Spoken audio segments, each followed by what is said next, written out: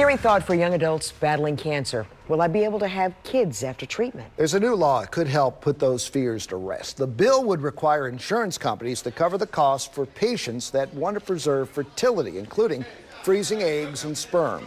It passed in the General Assembly last month, and today the governor, as you see, signed it into law. WMER 2 News' Ashley James explains what this law will mean for cancer patients hoping one day to have children. Here, is this yours? Is this yours?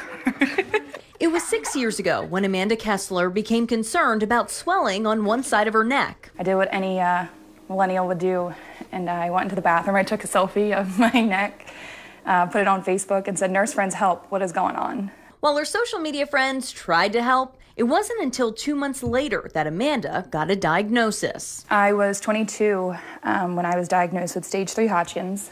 I was afraid. My mom and I were so afraid. Amanda would become part of a clinical trial, going through 12 rounds of chemo. Her treatment started right away, not giving her a lot of time to think about all of the unknowns. But she did have one big concern. Would this affect her fertility? I was like, well, hold on. I was like, what about like reproduction? I was like, what is that doing? What's going to happen down there? What's going to happen to my body? He said, you should be okay. When you receive a cancer diagnosis, you have a short period of time to make a decision on what your treatment's going to be. Brock Yetzo, president of the Ullman Cancer Fund for Young Adults, has been on the front lines fighting to get a bill passed in Maryland to preserve parenthood for cancer patients. So many young men and women face treatments that will hopefully, and where we are in this day and age, will save their lives.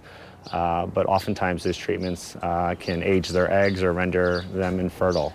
And so this bill will require insurance companies to cover the financial investment that these patients and families up until now have had to pay out of their own pockets. Amanda remembers looking into the cost, knowing it would never be an option for her. And then I looked at the prices of it.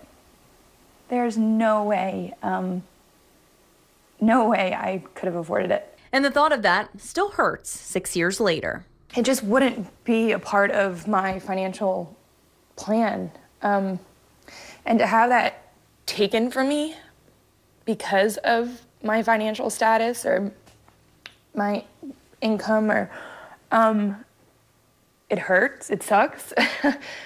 But on the other hand, I do feel that there is a purpose, there is a reasoning for everything. And to think that there's not going to be another 22-year-old in Maryland that goes through this, that they're going to be allowed to simply focus on fighting and surviving and not that burden of a dollar sign, it's pretty awesome.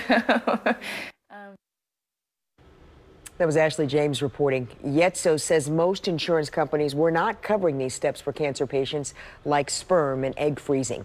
He says Maryland already has an IVF mandate, which affords women the opportunity to take that step after treatment. But up until now, if you're a cancer patient and you're diagnosed today, you have to make some very quick decisions. As for Amanda, she doesn't know if she can have children, but says no matter what, one day she will have kids. How about that?